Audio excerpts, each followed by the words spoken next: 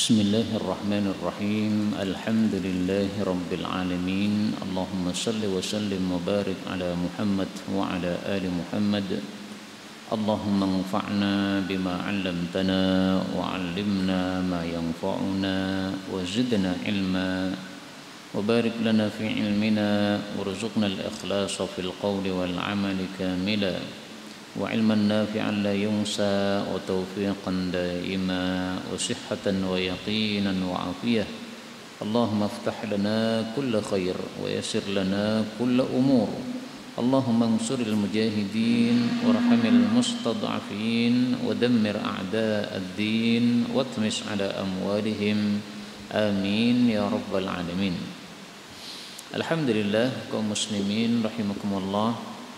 Kita lanjutkan pengajian hadis kitab Sunan Tirmidzi dan kita masih membahas kitab salat witir pada hadis 487. Faqala al-muallif rahimahullahu ta'ala wa nafa'ana bihi wa bi ulumihi fid dharain amin.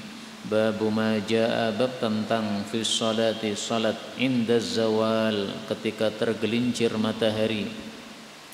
Hadis 478 an Abdullah bin Sa'ib radhiyallahu anhu anna Rasulullah sallallahu alaihi wasallam kana, adalah biasanya yusalli salat arba'an, 4 rakaat ba'da, setelah antazul syamsu, tergelincir matahari, qabla adh-dhuhri, sebelum zuhur. Wa qala, dan beliau mengatakan, innaha, sesungguhnya salat 4 rakaat ini, sesungguhnya sebelum zuhur ini, sa'atun, adalah satu waktu, tuftahu fiha, yang dibuka padanya, abwabus sama, pintu-pintu langit. Wa uhibbu, dan saya senang, ayyas'adali, bahwasanya naik bagi saya, fiha, pada waktu tersebut, amalun salihun, satu amal saleh. Diriwayatkan juga dari Nabi sallallahu alaihi wasallam annahu kana, bahwasanya adalah beliau, yusalli, biasanya salat arba'a raka'atin, 4 rakaat, ba'da zawali, setelah tergelincir matahari, la yusallim, beliau tidak salam, illa fi akhirihin, kecuali pada akhirnya, yaitu pada rakaat yang keempat. Kaum muslimin rahimani wa rahimakumullah, hadis ini bicara tentang salat sunnah yang kurang populer, namanya salat sunnah zawal. Salat sunnah zawal adalah salat sunnah yang dilakukan ketika sudah tergelincir matahari. Tergelincir matahari yaitu ketika masuk waktu zuhur. Salat sunnah zawal ini diperselisihkan oleh para ulama. Sebagian mengatakan salat sunnah zawal itu salat sunnah tersendiri. Sebagian lagi mengatakan salat sunnah zawal yang disebutkan dalam hadis ini adalah salat sunnah qobliyah duhur.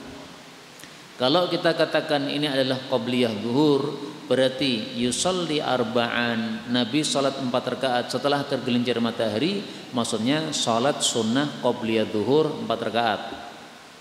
Kalau kita katakan ini adalah salat sunnah zawal, berbeda dengan qobliyah duhur, berarti Nabi sebelum duhur salat sunnahnya 6 rakaat. 4 rakaat adalah salat sunnah zawal, kemudian tambah 1 rakaat lagi salat sunnah qobliyah duhur, jadinya 6. Kemudian kita ambil beberapa faedah. Faedah yang pertama, bahwasanya ketika tergelincir matahari, pintu-pintu langit dibuka oleh Allah Subhanahu wa taala. Dan ini termasuk perkara yang gaib yang kita harus percaya karena diinformasikan oleh baginda Rasulullah sallallahu alaihi wasallam. Dan pintu-pintu langit ini terbuka tidak hanya ketika waktu zuhur saja.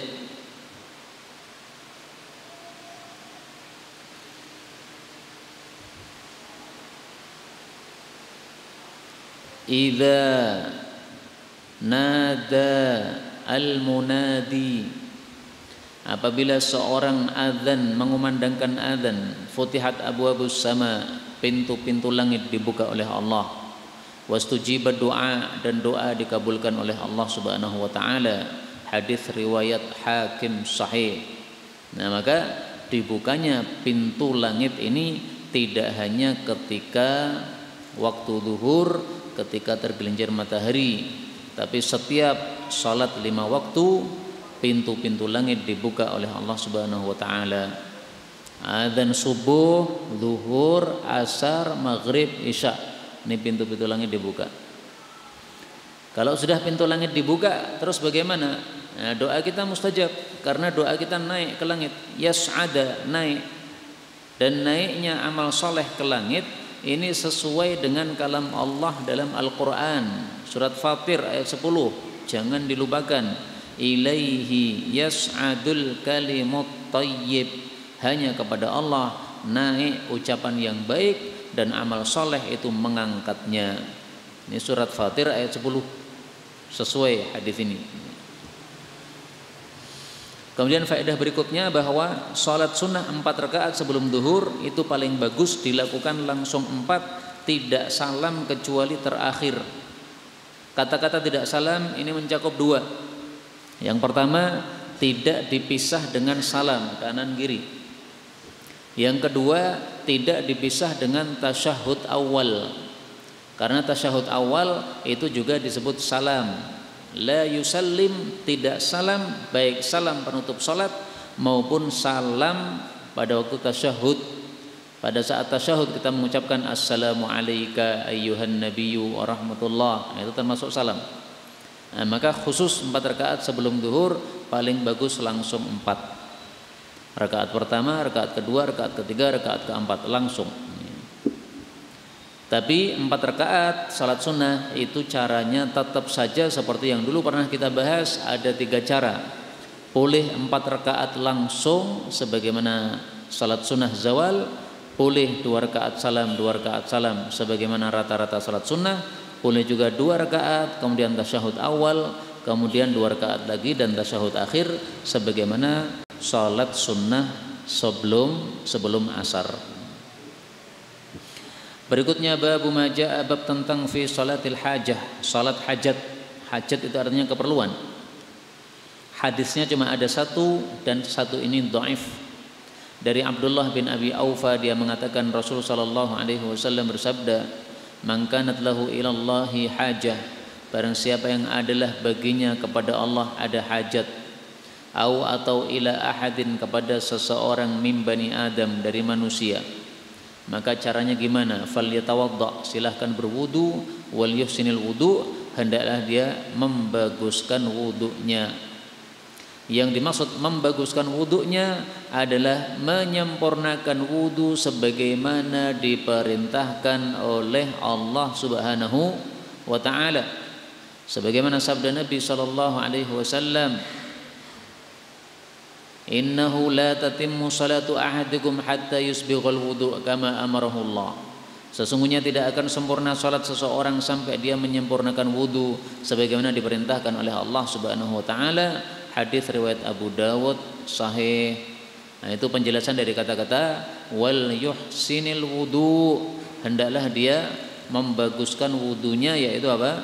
Menyempurnakan wudunya seperti diperintahkan oleh Allah Subhanahu wa taala.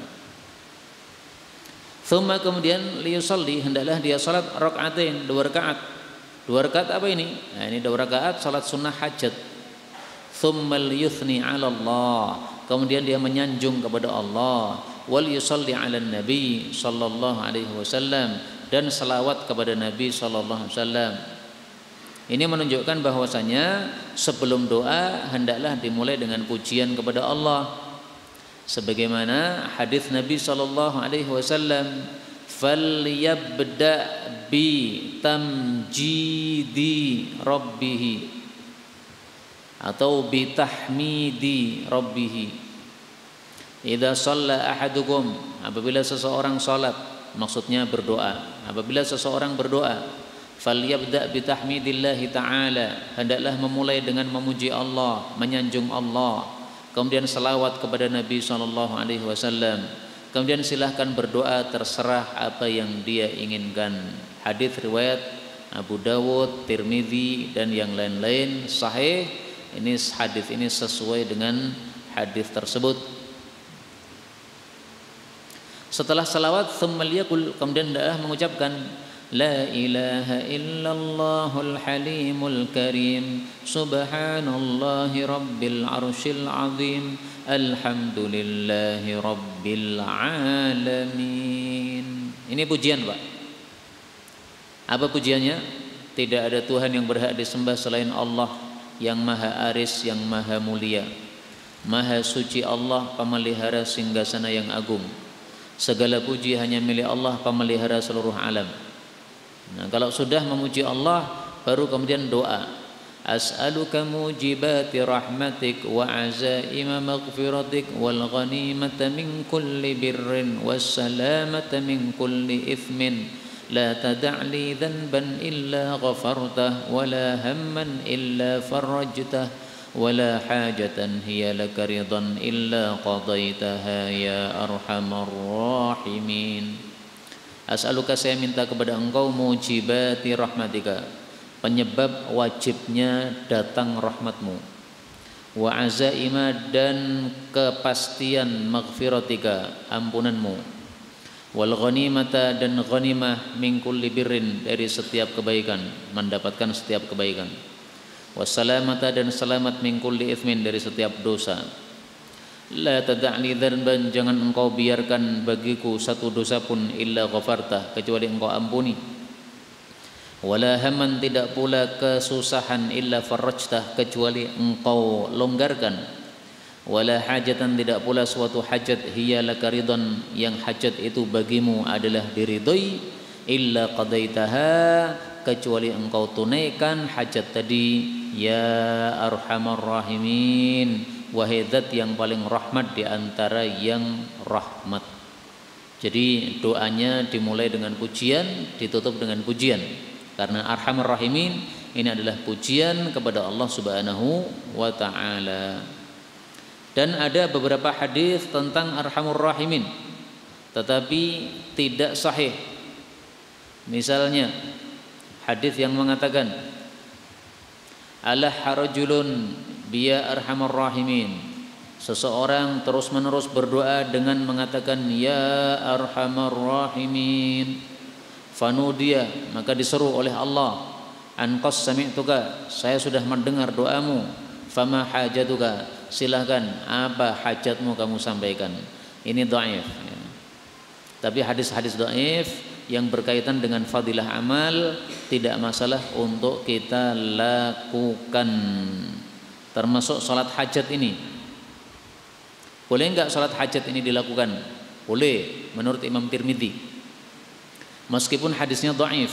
Imam Tirmidzi mengatakan fi isnadihi maqal, sanadnya diperbincangkan alias dhaif, karena ada rawi bernama Faid bin Abdurrahman dinilai dhaif. Di dalam masalah hadis ini Faid bin Abdurrahman sudah saya kasih garis bawah sebagai tanda bahwa dia perawi yang dhaif.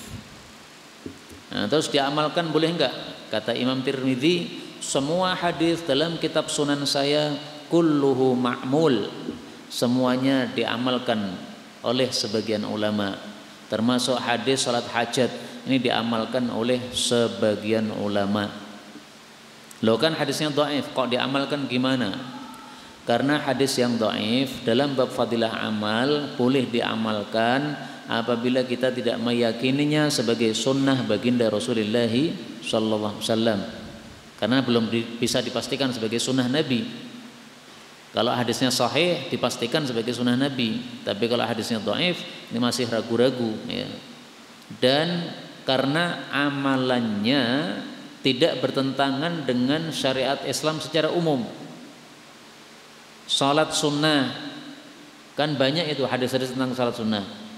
Habis salat sunnah berdoa kan banyak itu hadis-hadis yang menghasung kita berdoa setelah salat. Nah, tidak ada masalah berarti untuk dibaca doa ini. Ini seperti salat istikharah. Orang butuh sesuatu ingin dia lakukan, istikharah dulu kepada Allah.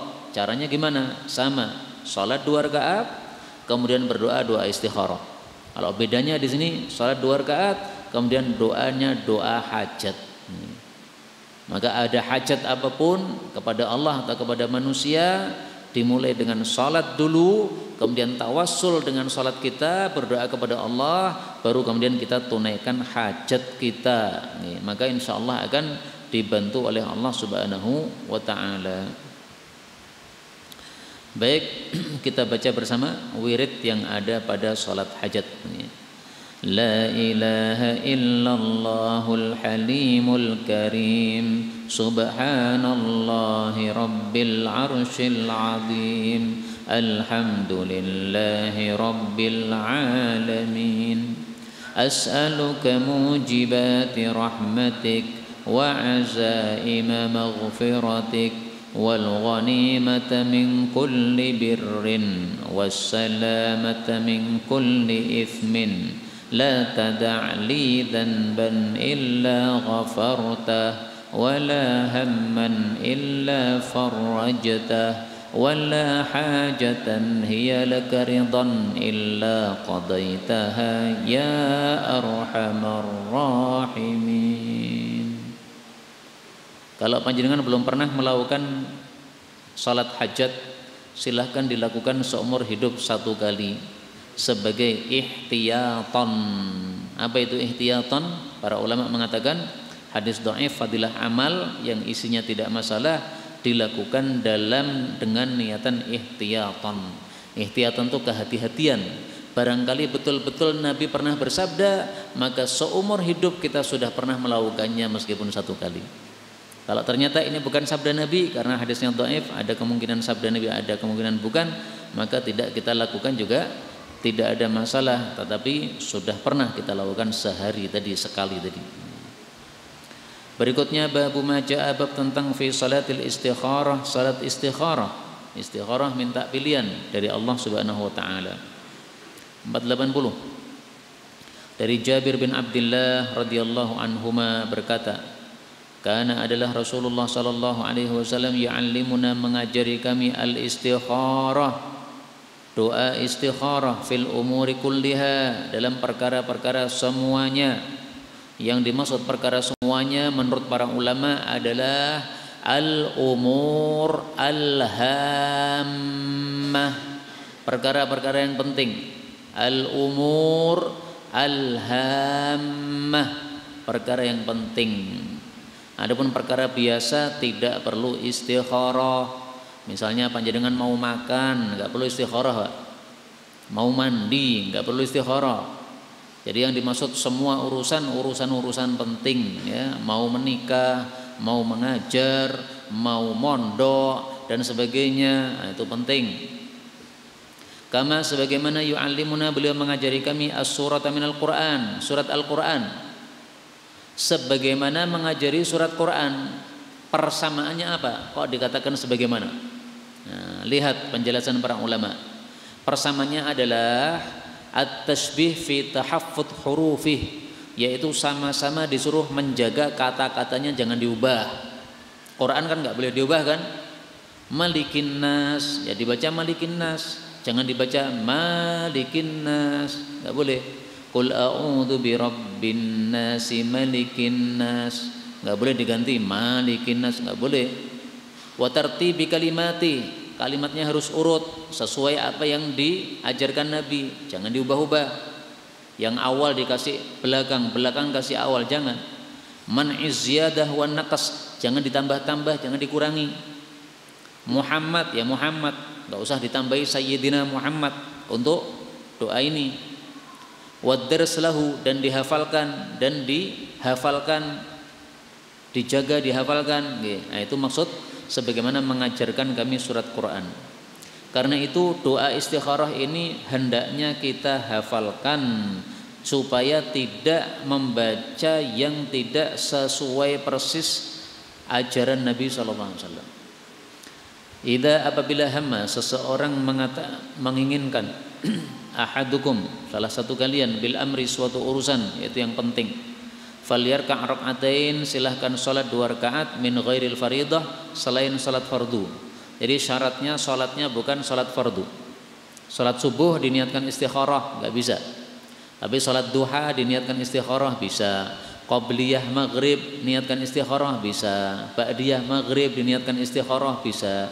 Jadi bisa double niatnya Pak. Masuk masjid, salat sunnah tahiyatul masjid plus qabliyah maghrib plus istikharah, bisa 3.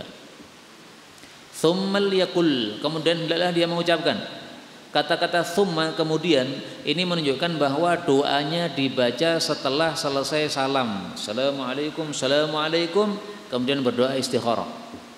Karena kata-kata tsumma ini menunjukkan tertib urutan ma'at tarakhi, ada jedanya. Nah, jadi setelah selesai salat ada jedanya. Jedanya apa? Salam. Nah, jadi salat tidak langsung doa, tapi salat dijeda dengan salam, ditutup dengan salam, baru kemudian berdoa. Sebagian ulama memilih doa istikharah ini sebelum salam, pada saat kita tahiyat sebelum salam.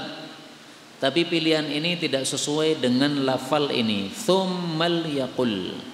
Tapi sesuai dengan lafal Abu Dawud, lafalnya wal yaqul. Dan hendaklah dia membaca doa. Wa dan itu menunjukkan gabungan, tidak harus urut. Nah, sehingga boleh kita baca doa istikharah sebelum salam, tetapi lebih bagus setelah salam. Kenapa? Yang setelah salam ini sesuai riwayat yang lebih sahih, tsummal yaqul, ini riwayatnya Bukhari dan juga Tirmidzi. Tapi kalau wal yaqul tadi riwayatnya Abu Dawud.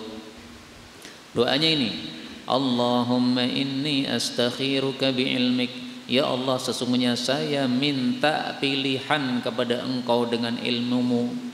Wa astaqdiruka, dan saya minta dimudahkan biqudratika, dengan kemudahan darimu. Boleh juga diartikan wa astaqdiruka, dan saya minta ketetapan biqudratika, dengan ketetapanmu. Wa as'aluka, dan saya minta kepada Engkau min fadlikal azim, dari karuniamu yang besar. Fa innaka taqdir, karena sesungguhnya Engkau maha kuasa, wala aqdir, saya tidak kuasa. Wa ta'lam, Engkau tahu, wala a'lam, saya enggak tahu. Wa anta 'allamul ghuyub, dan Engkau itu maha mengetahui yang gaib. Allahumma ya Allah, in kunta ta'lam, jika adalah Engkau mengetahui anna hadzal amra, bahwasanya urusan ini. Kata-kata al-amra nanti diganti sesuai urusannya masing-masing. Kalau misalnya urusannya adalah melamar, maka anna hadzihil khitbata. Kalau urusannya adalah khutbah, ceramah, maka anna hadzihil khutbata. Kalau lamar khitbah, kalau ceramah khutbah, bedanya kasroh sama fathah.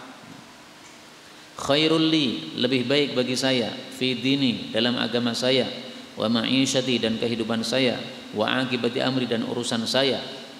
Atau kata-kata akibati amri diganti fi ajili amri wa ajilih, pada urusan saya yang cepat maupun yang lambat. Kalau mau ringkas pakai yang ini aja, akibati amri, ya. Kalau mau panjang maka akibati amri diganti fi ajili amri wa ajilih. Fayassirhu li, maka mudahkan urusan ini untuk saya. Tsumma barik li fi, kemudian berkahi untuk saya dalam urusan ini. Ini menurut saya adalah inti dari doa istikharah. 1, dimudahkan, 2, diberkahi. Sehingga kalau kita sudah istikharah, kemudian kita lanjut melakukan, maka nanti kita dapat kemudahan dan kita dapat keberkahan. Tanpa istikharah, urusannya mungkin terjadi tapi tidak dimudahkan dan tidak diberkahi. Atau hanya mudah tapi enggak berkah. Atau hanya berkah tapi enggak mudah. Nah, maka ini pentingnya istikharah, Pak. Istikharah itu paling bagus dilakukan setiap hari, karena kita ini punya urusan penting setiap hari. Kalau saya misalnya istikharahnya sebelum mengajar. Mengajar itu termasuk perkara penting, bukan perkara yang sepele. Nah, maka sebelum mengajar istikharah dulu. Prakteknya gimana? Kalau ngajarnya habis maghrib, ya setelah sholat maghrib, sholat sunnah 2 rakaat, niatkan istikharah lalu doa. Kalau tidak ada sholat ba'diyah maghribnya, istikharahnya sebelum maghrib. Sholat sunnah 2 rakaat sebelum maghrib, niatkan istikharah, doa. Nanti habis maghrib pengajian, sudah istikharah dulu. Wa in kunta ta'lam, dan jika engkau mengetahui anna hadzal amra, bahwasanya urusan ini diganti, ya. Syarrul li fi dini, jelek bagi saya dalam agama saya, wa ma'isyati dan kehidupan saya, wa akibati amri dan urusan saya, atau diganti ajili amri wa ajilih, fasrifhu anni, maka palingkan urusan ini dari saya, wasrifni anhu, dan palingkan saya darinya. Waqdurli, dan mudahkan bagi saya atau tetapkan bagi saya al khaira, kebaikan, haitsu kana, dimanapun kebaikan itu berada. Thumma, kemudian ardini, puaskanlah saya bihi, dengan kebaikan tadi. Qala, perawi mengatakan, wa yusammi, dan beliau menyebutkan hajatahu, hajatnya, yaitu pada kata-kata al-amra tadi. Al-amra ini diganti dengan hajat yang kita inginkan. Hajatnya safar, ya berarti anna hadas safara. Hajatnya bekerja, berarti anna hadal amala. Hajatnya adalah apa? Menyampaikan sesuatu, ya. Anna hadat tabligha, dan sebagainya. Semua yang penting-penting kita doakan istikharah supaya dapat kemudahan dan keberkahan. Menikah termasuk penting tidak? Penting. Karena untuk seumur hidup. Jadi orang nikah itu tidak untuk cicip-cicip. Saya mau nyoba setahun, habis itu saya cerai, enggak. Tapi untuk seumur hidup. Berarti penting. Maka perlu istikharah. Termasuk kesalahan adalah seseorang meyakini istikharah itu hanya sekali seumur hidup, yaitu ketika mau ngelamar atau mau nikah saja. Ini salah. Karena di sini disebutkan fil umur kulliha, pada semua perkara yang penting, tidak hanya nikah doang. Salah itu. Termasuk kesalahan juga adalah istikharah itu hanya dilakukan ketika bingung, ada dua pilihan, maka saya bingung pilih yang mana istikharah. Itu salah. Istikharah itu tidak harus bingung. Panjenengan mau maju, jadi maju atau tidak maju, itu istikharah. Misalnya mau beli rumah, panjenengan belum punya rumah, kemudian dapat rezeki nomplok warisan dari orang tua, uang banyak, berapa? 200 juta. Wah, ini bisa untuk beli rumah ini. Nah, sebelum beli rumah istikharah, Pak. Pertama, lihat dulu tetangga-tetangganya. Tetangganya jelek-jelek, meskipun rumah murah, nggak usah beli. Karena nanti anak-anakmu jadi jelek. Karena bergaul dengan apa? Tetangga-tetangga yang jelek. Tukang mabuk misalnya, kampung terkenal judi dan sebagainya. Kemudian yang kedua, kalau sudah cocok masalah tetangga, nah baru kemudian istikharah. Istikharah supaya dimudahkan dan diberkahi oleh Allah Subhanahu wa taala. Bangun rumah juga gitu. Sebelum bangun, nah istikharah supaya mudah dan berkah. Bangun masjid juga gitu. Mau beli lahan untuk bangun masjid, beli lahannya istikharah dulu. Setelah dapat lahan, mau bangun masjid, istikharah lagi. Nah, jadi satu urusan bisa istikharah berkali-kali, Pak. Karena urusannya bermacam-macam, ya.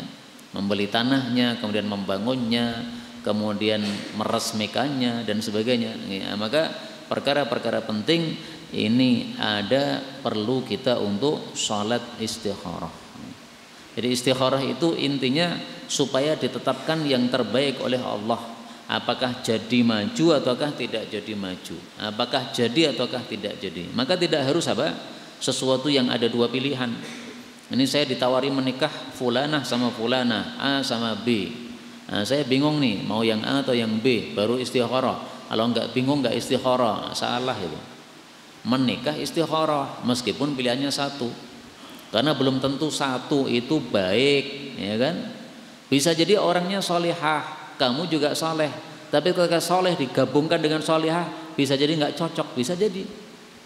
Contohnya Zaid bin Harithah, anak angkat Nabi, orang soleh, dinikahkan dengan Zainab binti Jahash, sepupu Nabi, solihah, tapi nggak akur. Nah, maka soleh dengan solihah, baik dengan baik, belum tentu cocok, ya. Makanya tetap saja meskipun ini calon istri saya ini solihah sekali, dia orangnya ahli ibadah, nggak perlu istikharah, ngawur itu. Tetap istikharah meskipun orangnya soleh solihah. Zainab binti Jahash ketika sudah dicerai oleh Zaid, kemudian dilamar oleh Rasul sallallahu alaihi wasallam, Maka beliau mengatakan apa? Dzarni hatta astakhira rabbi. Tolong saya diberi kesempatan, saya mau salat istikharah. Yang melamar Nabi Muhammad tapi istikharah, itu sudah benar, karena memang kita tidak ngerti apakah urusannya baik atau tidak baik. Bisa jadi istri Nabi malah tidak baik. Kenapa? Jadi istri Nabi tapi tingkahnya kurang sopan sama Nabi. Akhirnya Nabi marah. Nabi marah, Allah tidak ridho. Allah tidak ridho, masuk neraka. Nah, jadi istri Nabi malah masuk neraka. Bisa toh? Nah, maka perlu istikharah dulu. Makanya Zainab binti Jahsh sudah benar itu, dia istikharah sebelum menerima lamaran Rasulullah sallallahu alaihi wasallam. Berikutnya babu majaa, bab tentang fi salati tasbih, salat tasbih. Disebut salat tasbih karena banyak membaca tasbih di dalam salat ini. Berapa kali membaca tasbihnya? Mari kita hitung. 481 an Anas bin Malik anna Ummu Sulaimin, bahwasanya Ummu Sulaim ini ibunya Anas, qadat, dia datang berpagi-pagi kepada Nabi sallallahu alaihi wasallam. Lalu dia mengatakan, alimni, ajarkan kepada saya kalimatin, beberapa kalimat, aquluhunna, yang saya akan mengucapkannya fi salati, di dalam salat saya, maksudnya setelah salat saya. Faqala, maka Nabi mengatakan, kabbirillaha ashran, takbirlah 10 kali. Wasabbihillaha ashran, tasbihlah 10 kali. Wahmadihi ashran, tahmidlah 10 kali. Thumma sali ma syi'ti, kemudian mintalah kepada Allah terserah apa yang kamu mau. Hadis ini derajatnya sahih. Yaqulu, Allah pasti mengatakan na'am, na'am, ya, ya, artinya saya kabulkan doamu wahai hambaku yang meminta setelah takbir, tasbih, tahmid. Hadis ini tidak ada kaitannya dengan salat tasbih. Karena itu para ulama berselisih pendapat ketika menyikapi hadis ini ditampilkan oleh Imam Tirmidzi dalam bab salat tasbih. Ini bukan salat tasbih, ini wirid habis salat. Nah, maka sebagian ulama mengatakan, Imam Iraqi mengatakan ini hadis nggak ada kaitannya dengan bab. Sebagian lagi ulama mengatakan ya memang hadis ini tidak bicara tentang salat tasbih, tetapi harus ada kaitannya. Kaitannya apa kira-kira? Sebagaimana disyariatkan salat tasbih, memperbanyak tasbih, maka disyariatkan juga untuk tasbih 10 kali setelah kita salat 5 waktu. Jadi wirid habis salat itu bisa 33, bisa 10, berdasarkan hadis ini 10. Dan tasbih setelah salat 10 ini tidak hanya satu dalil, kita temukan dalil yang lain. Khallatani, kata Nabi, khoslatani, ada 2 perkara yang tidaklah dijaga oleh seorang muslim kecuali dijamin masuk jannah. 2 perkara itu gampang, tetapi yang mengamalkan sedikit. Apa itu 2 perkara? Tasbih selesai salat 10 kali, tahmid 10 kali, takbir 10 kali. Yang kedua, sebelum tidur hendaklah tasbih 33, tahmid 33, takbir 34. Ini hadis riwayat Imam 4. Ini dalil yang kedua disyariatkannya tasbih 10 kali selesai kita sholat 5 waktu ya. Tapi tidak hanya tasbih ya, tasbih, tahmid, takbir ya. Nah, maka sekali lagi maksud hadis ini adalah tasbih 10 kali yang dibaca selesai sholat 5 waktu ya. Selesai sholat 5 waktu. Maka yang dimaksud fi sholati, saya baca dalam sholat saya, bukan betul-betul dalam sholat, tapi setelah sholat. Jadi ini ada sesuatu yang terhapus. Asalnya itu fi duburi sholati, di belakang sholat saya. Kemudian kata-kata dubur dihapus karena sudah dipaham maksudnya. Dan orang Arab memang suka menghapus kata-kata yang sudah sudah bisa dipaham. Dan ini sunnah yang sudah mati, karena kebanyakan orang tasbih, tahmid, takbir 3-3, jarang yang mengamalkan 10-10. Maka paling bagus kita amalkan dua-duanya, kadang 10, kadang 3-3. Karena kalau kita hanya mengamalkan satu macam, maka satu ilmunya akan lepas. Kemudian dari sini diambil pelajaran juga bahwasanya setelah sholat itu boleh berdoa, tsumma sali, kemudian mintalah, doalah. Tapi jangan langsung selesai salam kemudian doa, enggak sesuai sunnah. Selesai salam wirid dulu, habis wirid baru doa. Maka kata-kata sali, ya mintalah, ini adalah apa? Fihi dalilun ala syar'iyyatid du'ai ba'da sholati. Ini adalah dalil disyariatkannya berdoa setelah sholat, setelah kita zikir tadi. Karena sebagian orang itu salah paham, mengira setelah selesai sholat itu tidak disyariatkan doa. Enggak benar itu. Kalau mau kita kumpulkan dalil-dalil tentang disyariatkannya doa setelah sholat, kita bisa menemukan beberapa hadis, bisa dibuat jadi satu buku. Insya Allah saya tulis satu buku tentang itu, dalil-dalil doa setelah sholat. Karena banyak atau sebagian orang salah paham, ya, dari kalangan saudara-saudara kita di Salafi, itu banyak yang salah paham, dikira tidak ada doa selesai sholat itu karena kurang banyak baca hadisnya. Kemudian di sini dijelaskan oleh Al-Imam At-Tirmidzi, diriwayatkan dari Nabi tidak hanya satu hadis tentang salat tasbih, tapi tidak ada satupun yang sahih. Nah, ini pendapat yang pertama, hadis salat tasbih semuanya dhaif. Pendapat yang kedua, Ibnul Mubarak dan beberapa ulama yang lain mengamalkan salat tasbih dan mereka menyebutkan adanya fadilah salat tasbih, alias menurut mereka hadisnya sahih. Karena Imam Ibnu Mubarak punya konsepnya gini, lana fi sahihil hadithi syughlun an saqimihi. Ini perkataan Ibnu Mubarak. Kata Ibnu Mubarak, kami ini sudah tersibukkan dengan hadis-hadis sahih sehingga tidak sempat mengamalkan yang dhaif. Hadis ada yang sahih, ada yang dhaif. Ini hadis yang sahih sudah banyak banget. Ini sudah sibuk kita ngamalkan itu. Maka yang dhaif-dhaif saya enggak ngamalkan, kata Ibnu Mubarak. Tapi ternyata Ibnu Mubarak termasuk pengamal salat tasbih. Berarti hadis salat tasbih disahihkan oleh Ibnu Mubarak.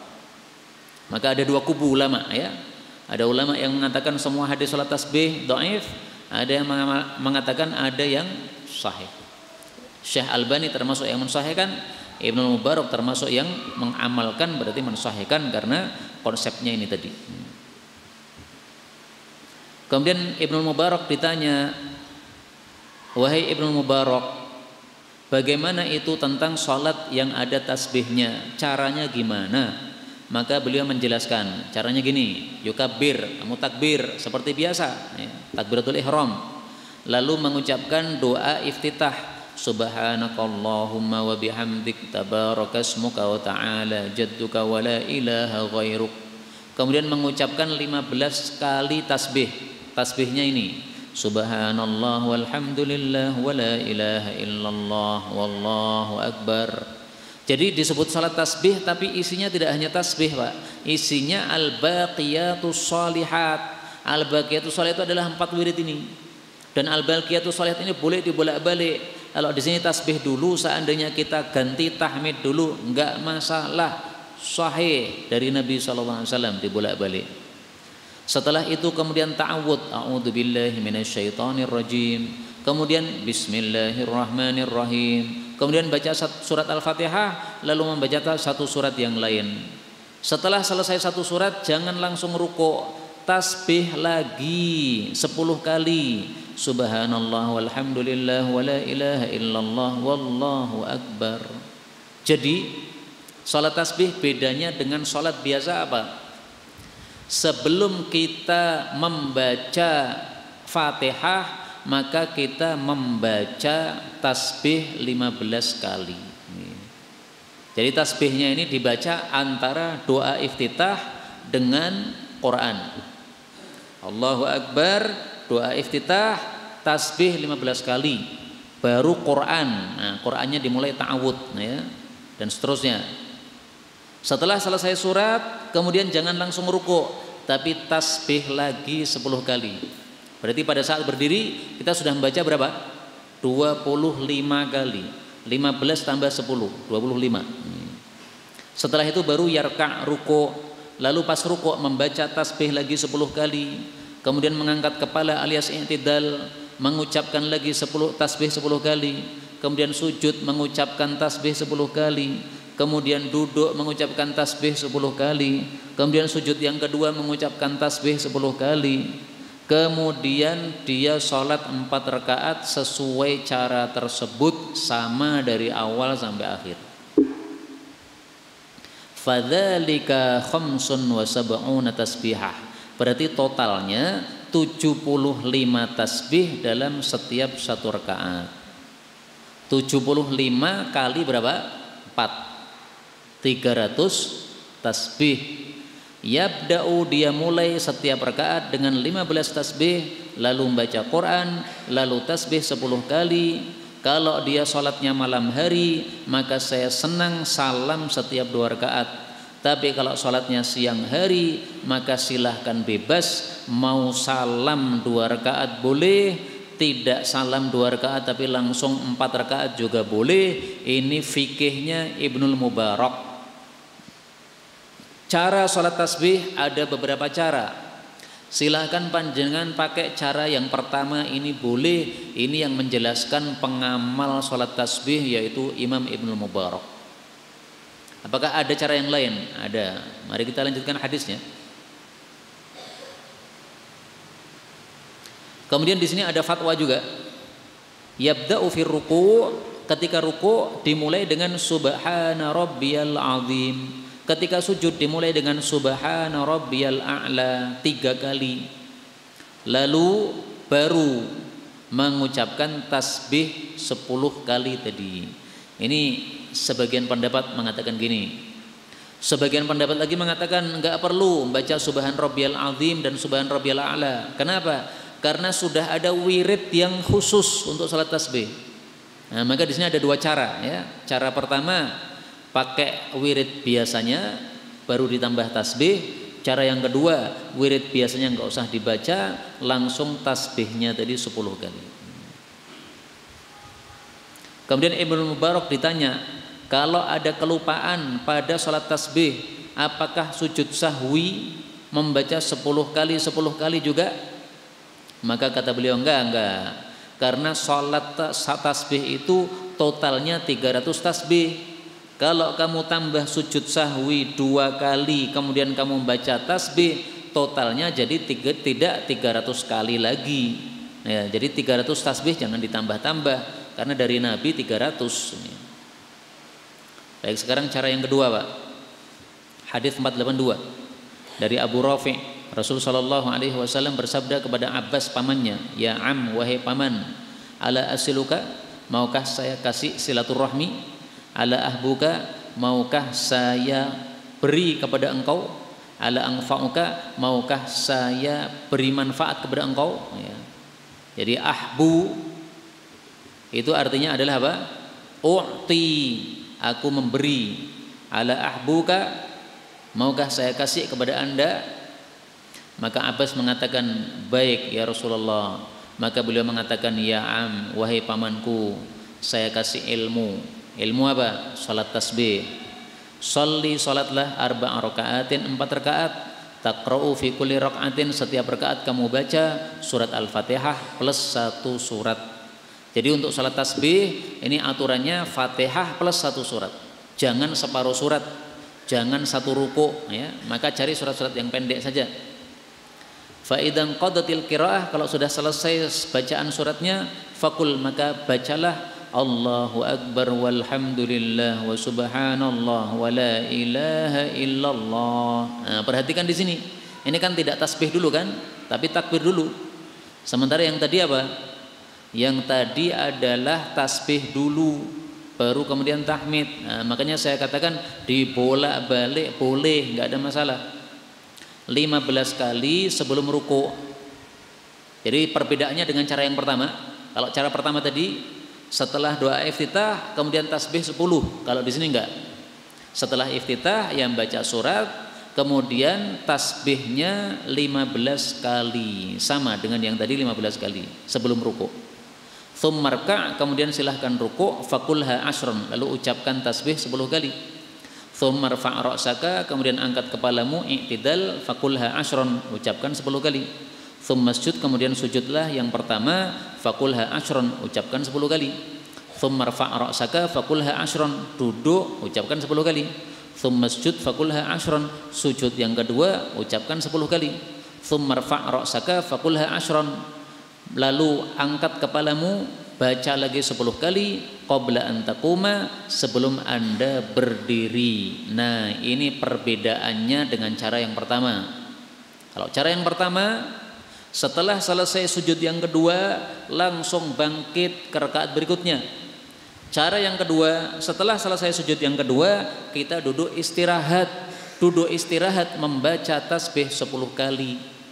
Sehingga satu rakaat totalnya sama, 75 kali tasbihnya. Kalau yang tadi 75 karena setelah iftitah 10 tasbih.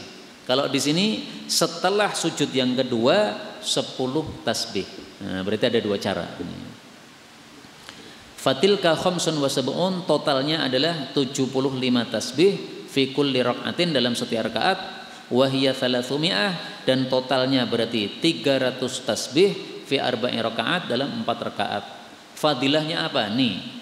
Walau kanat dunubuka, seandainya dosa-dosamu, mithla ramli alijin, sebanyak pasir alij. Alij itu nama satu tempat. Jadi di sana tempat yang banyak pasirnya, padang pasir. Nah, maka Nabi mengatakan seandainya dosamu itu sebanyak pasir di padang pasir alij, ghafarallahu laka, Allah akan mengampuni dosa-dosamu. Boleh juga dibaca ramlin alijin, lin tanwin. Kalau tanwin maka terjemahnya berubah, ramlin pasir, alijin yang bertumpuk. Tapi kalau dibaca kasroh ramli, maka pasir alijin, padang pasir alij, nama tempat. Kemudian dia mengatakan, ya Rasulullah, wa may yastati, siapa yang mampu ayyakulaha, untuk mengamalkannya fi yaumin, setiap hari. Susah ini. Qala, beliau mengatakan, illam tastati, kalau kamu tidak mampu antakulaha fi yaumin, untuk mengucapkannya, mengamalkannya setiap hari, fakulha fi jum'atin, maka amalkan setiap Jumat alias setiap pekan. Jadi setiap Jumat itu maksudnya bukan setiap hari Jumat, tapi setiap pekan sekali. Kapan? Terserah. Hari Jumat boleh, hari Ahad boleh, bebas, sesuai kesempatan. Fa illam tastati, kalau tidak mampu setiap pekan, antakulaha fi jum'atin, fakulha, maka amalkan fi syahrin, setiap 1 bulan. Falam yazal yaqulu lahu, tidak henti-hentinya Nabi Muhammad sallallahu alaihi wasallam mengatakan kepada pamannya, hatta yaqala, sampai beliau mengatakan, fakulha fi sanatin, sudahlah kamu amalkan setahun sekali, enggak apa-apa. Kalau memang tidak mampu apa? Tidak mampu setiap bulan sekali. Kalau setahun juga enggak mampu, setiap tahun juga enggak mampu, ya udah seumur hidup sekali, ini tambahan dari saya. Kalau dari Nabi mentok setahun sekali. Tapi memang amal ini sunnah sehingga tidak wajib, seumur hidup sekalipun juga tidak masalah. Silakan yang belum pernah mengamalkan sholat tasbih diamalkan. Karena beberapa ulama mensahihkannya, salah satunya Ibnul Mubarak, salah satunya Syekh Albani. Saya ngikuti Syekh Albani dan Syekh Ibnul Mubarak, sehingga saya termasuk yang mensahihkan atau mengikuti ulama yang mensahihkan hadis ini. Nah, pengamalannya kapan? Terserah. Setahun sekali boleh, sebulan sekali boleh, sepekan sekali, setiap Jumat boleh.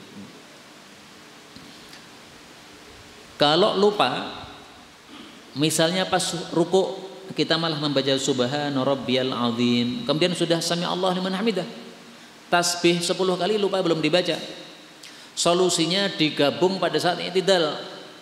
Maka pas i'tidal mestinya baca 10 kali menjadi 20 kali. Kalau pas i'tidal juga lupa, sujud Allahu Akbar, baru teringat, ya Allah, rukuk enggak baca, i'tidal enggak baca, gabung pas sujud. Jadi 30 kali. Pas sujud sudah niatan baca, tapi lupa lagi. Subhana rabbiyal a'la, Allahu Akbar, malah lupa lagi. Yang lupa terus berarti panjenengan memang bukan orang yang bakat sholat tasbih. Woi sholat biasa woi, lupa kok berkelanjutan begitu. Kalau lupa 1 kali wajar Pak, karena kita jarang melakukan sholat tasbih. Saya bisa mengatakan seperti ini kenapa? Karena saya sendiri ngalami. Dulu pas awal-awal sholat tasbih, saya sempat lupa. Nah, sudah selesai ruku, kemudian i'tidal, baru sadar ya Allah belum tasbih ini. Nah, digabung nggak apa-apa. Yang penting totalnya dalam 1 rakaat 75 tasbih. Dalam 4 rakaat 300 tasbih, itu intinya. Ini yang dapat kita pelajari benar dari Allah Subhanahu wa taala. Kalaupun ada salahnya fa astaghfirullahal azim li wa lakum walhamdulillahi rabbil alamin.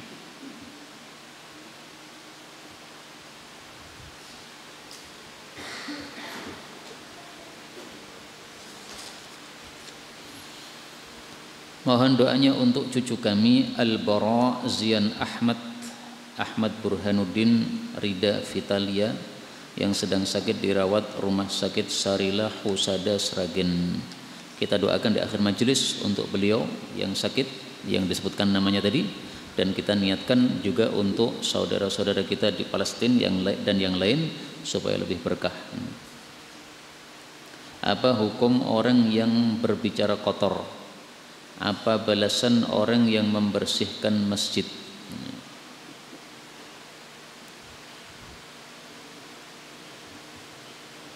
Rasul sallallahu alaihi wasallam bersabda,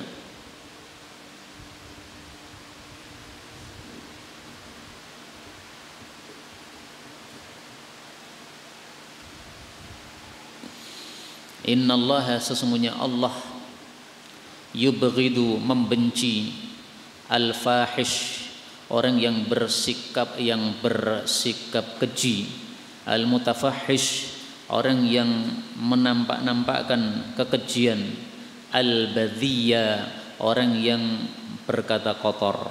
Jadi berkata kotor dosa karena dibenci oleh Allah Subhanahu wa taala.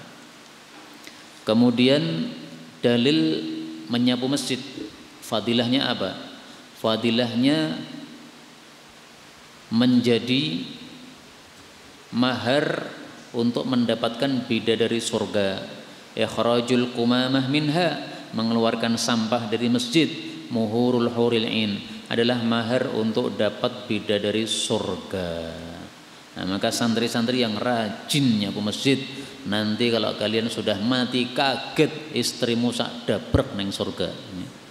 Karena apa? Nyapu terus nih. Setiap nyapu dapat bidadari, nyapu lagi dapat bidadari. Nah, bidadarimu piro ya. Tapi saya jujur, hadis ini diriwayatkan Tabarani, kata Syekh Albani dhaif, tapi disahihkan oleh Imam Diya Al-Maqdisi. Nah, kita ngikuti fatwanya Imam Diya bahwa hadis ini sahih, enggak ada masalah. Nah, insyaallah ya, kita akan mendapatkan sesuai yang kita niatkan dan kita inginkan. Wallahu a'lam bishawab. Kita doakan. Allahumma salli wa sallim wa barik ala Muhammad wa ala ali Muhammad. Allahumma shfi mardal muslimin. Allahumma ishfi mardahum. Allahumma in ishfi mardahum liyamshu ila as-salah wa ya'malu laka amalan salihan. Nas'alullaha al-azim rabbal arshil azim ay yashfiyahum. Nas'alullaha rabbal arshil azim ay yashfiyahum. Nas'alullaha al-azim rabbal arshil azim ay yashfiyahum. Rabbana taqabbal minna innaka antas sami'ul alim wa tub 'alaina innaka antat tawwabur rahim. Allahumma ansuril mujahidin warhamil mustad'afin wa dammir a'da'ad din watmis 'ala amwalihim washfi mardal muslimin ajma'in. Wa sallallahu wa sallama wa baraka 'ala nabiyyi Muhammad walhamdulillahi rabbil alamin.